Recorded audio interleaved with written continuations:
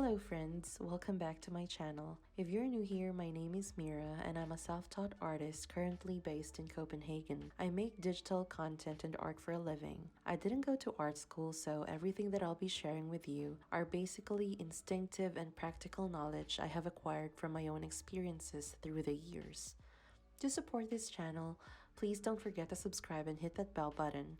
If you're interested to see more of my works, you can check out my website and Instagram account on the description box below. Anyway, let's get into it. This is why being an artist is so embarrassing.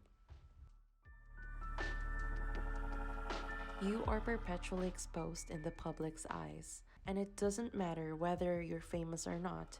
Somebody wise that I know once said, "You can't separate an artist's work from his life, the beauty and the chaos that come with it." And that wise person is me. Okay, guys, sorry, I really find that funny. On a serious note, if not all, many artists who are already dead and living included have driven inspiration from life itself.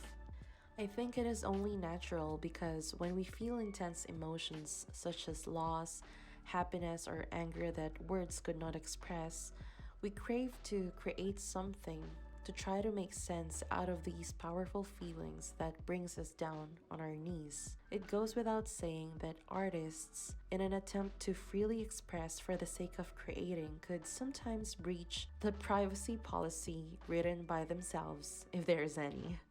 I personally struggle with this because life as my main source of inspiration is so meaningful and frustrating that when I try to draw anything, the line between reality and art is so thin. I sometimes feel as if I'm exposing private details of my boring life. It almost feels like I'm outwardly displaying my private parts for everyone to see and judge and scrutinize, and that could sometimes feel too risky for my own good and for the people around me.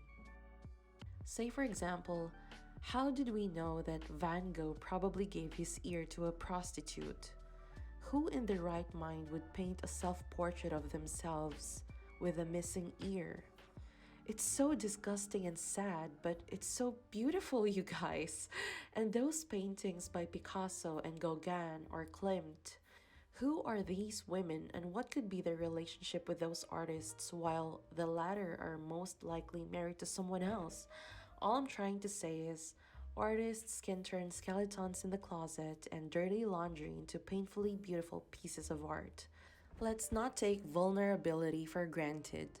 Through their works, we know that these genius, amazing, talented human beings, just like you and me, are also flawed and susceptible to pain and grave mistakes. And I find that comforting because then we know that we are not alone.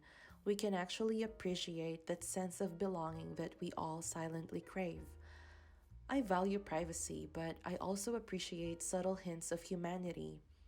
I believe that to be an artist, you should be able to openly speak about things that you deeply care about. Is it a song about your cat? Fine. Is it a portrait of your dog? Sure. Is it a poem about that first sip of coffee in the morning? Absolutely. It doesn't matter. It is your art. You should never be ashamed of being vulnerable and flawed because perfection is a myth, and the world needs more authenticity in this internet-infested world where the grass is always greener on the other side. These tiny little embarrassments will eventually lead you to finding your voice, and soon enough, it will no longer need to be hushed because then you'll find the right pairs of ears that will intently listen or listen intently.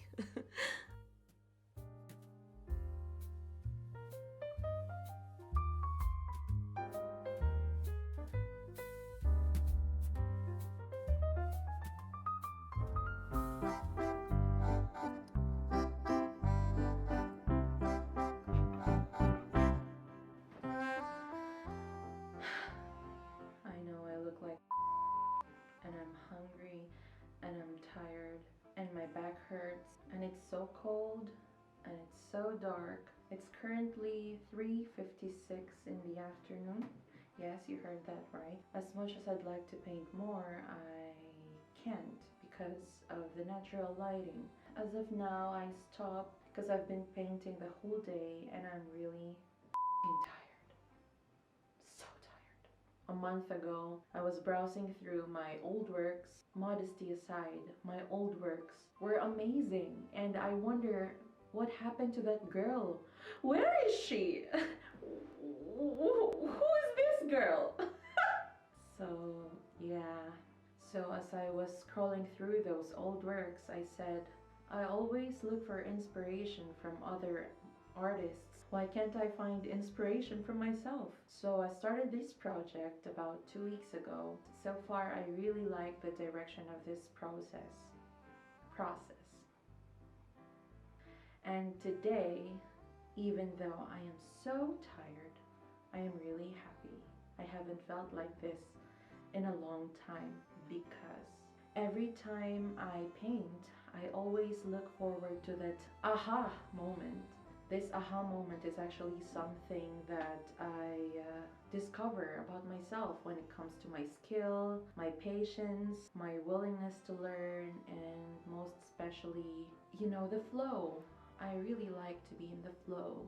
I forget about time, I forget about my surrounding, my heart sings. Okay, I'm being poetic right now, but yes, that aha moment makes me feel like my heart is singing, my mind is racing, my heart is on fire.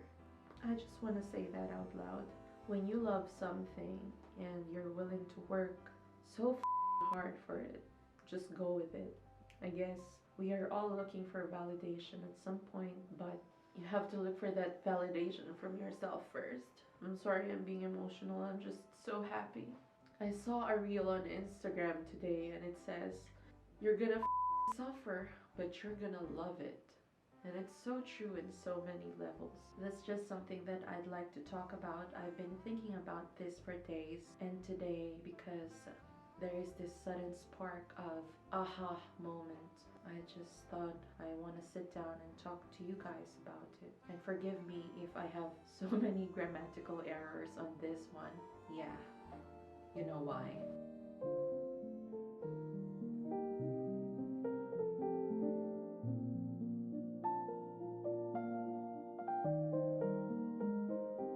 Your failures will constantly be on display. While it's amazing to live in this digital age as an artist, the competition is also tougher because we now have more artists than ever. If you make art for a living, the internet is a powerful tool to build engagements and connections for your business growth, but before this happens, you have to constantly show your work, the good and the bad, for everyone to see, and the success of it is sadly decided in numbers, especially in platforms like Instagram or YouTube. I know it's ironic to say this just when I said validation should come from ourselves first, but it is what it is. I think it's really important to acknowledge that we live in this age now, but we as creatives should know ourselves better, and part of this journey is to face failures and rejections after rejections while we unfailingly create, no matter if people like our works or not. Rejections will always be there, and I probably am not in the right place to say this because I'm still working on how I deal with rejections myself. But I guess if you have a creative vision and deep sense of longing for self-expression, you create in hopes to make a difference in this world, and that is worth more than the embarrassment of failure. You are already making your tiny mark while millions of people out there still don't know their purpose in life. To fill that void in your heart and to amplify your truth makes you who you are. And this applies to every single person on this planet. I really admire people who don't listen to others' unwarranted opinion, not that they're immune to it, but because they have a strong sense of themselves that suffice their artistic dignity, if that's even a word. And it's always so beautiful seeing people create and find joy in it, regardless of outward or inner voices trying to defeat them or distract them from telling their own stories. I think my share of embarrassment would be this. You can pause to read. Yes, I failed. Let's acknowledge that. I felt as if my pride was smacked down and thrown into the abyss of horseshit and shame. I definitely worked so hard to prepare for this residency, but I guess it's a sign that I still have a long way to go, and that's okay. It's humbling and I'm grateful because I tried, and it means that I'm doing something for my dreams.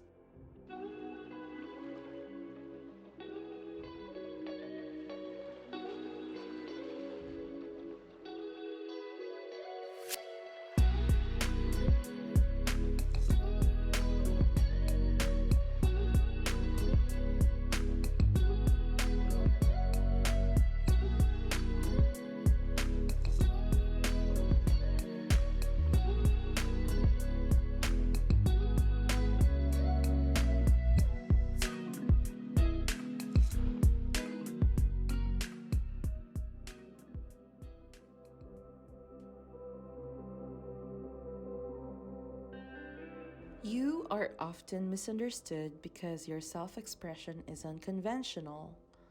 You're watching this video because chances are you're an artist yourself. Admit it, you've been probably called eccentric or odd at least once in your life, and please take it as a compliment. When I started my art journey, I wish I had known that creativity is a delicate process that requires constant nurturing and reinforcement, which is why it's integral to surround yourself with open minded, if not like minded people who share the same goals and ambitions. Otherwise, you risk yourself of not being able to speak your truth. To get your point across will always be a daily struggle when you are constantly walking on eggshells. I personally have this urge to speak my truth, even if it's uncomfortable and embarrassing, as a result of years of watering down my ideas because people often find it unrealistic. Relatively, I was always told to keep my opinions to myself because I have a tendency of being brutally honest. Truthfully, that often gets me into trouble, and believe it or not, to the extent that I once almost lost my job in the past. On top of that, I come across as someone who's blunt, so you can imagine why I'm often misunderstood.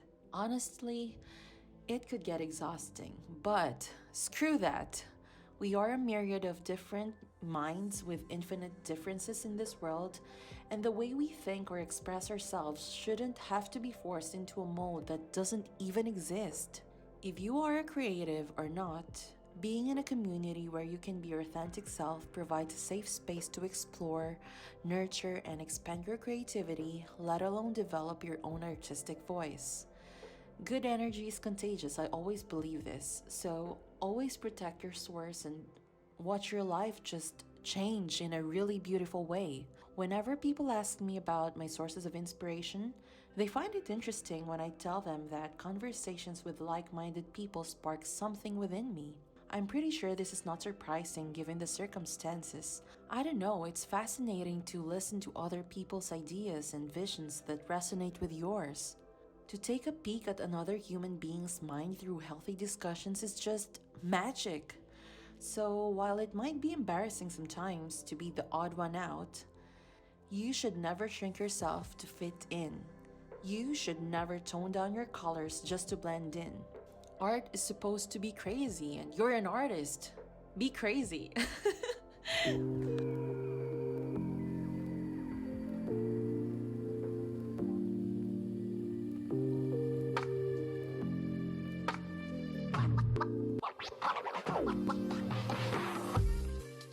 You constantly have to explain what you do for a living. I know this video is about why being an artist is embarrassing, and by now you already know that the title is a productive bait to lure you into watching this video. And the part where artists have to constantly explain what they do for a living almost always annoys me. Yes, we aren't lawyers or doctors or teachers where a title actually gives a clear picture of our job in a nutshell, and I'd hate to say this, but in a daily setting, when I'm asked what I do for a living, I'd rather not say I'm an artist, not because it's embarrassing or because I'm ashamed of it, but because I don't want to answer follow-up questions, or worse, suffer a very awkward and uncomfortable silence followed by, "Really? Can you draw me for free? Or questions like, are you good at it? Did you copy your drawings from somewhere? Ugh, guys, I just said I do it for a living. Show some respect. Sometimes I want to be rude and say, just take a selfie, Karen. But of course, I try to be the bigger person and just shake it off. We can't always expect the best from everyone. And the story of the struggling artist continues. Let's face it, probably one in a million hardworking artists could be the lucky one to get rich and famous doing art, which brings me to my point that nowadays, the tormented artist should no longer be romanticized. Yes, I said what I said.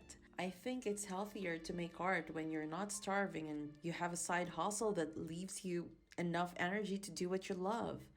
I have known people who are doing art full time while simultaneously doing a full time job, and how they manage to get things done is a huge mystery to me, and I really admire that.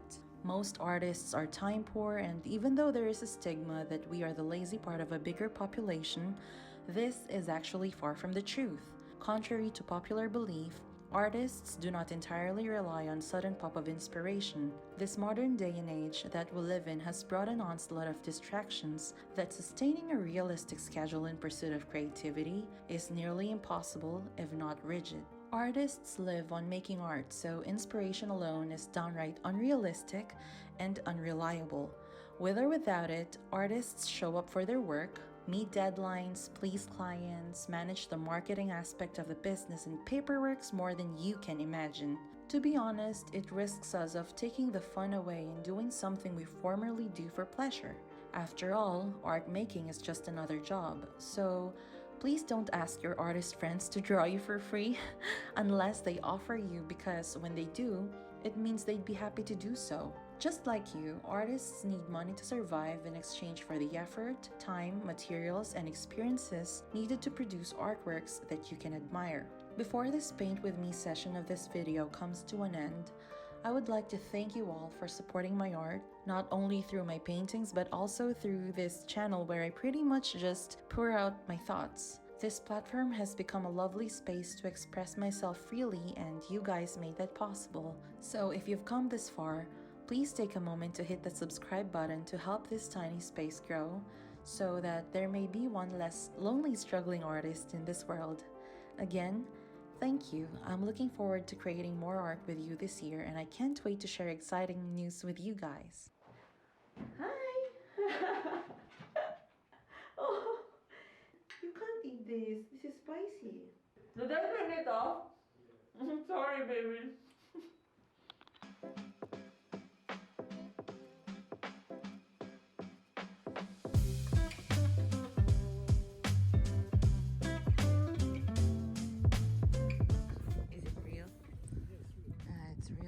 They got it from the guy. Yeah, it's too big. Oh, snowman, hi.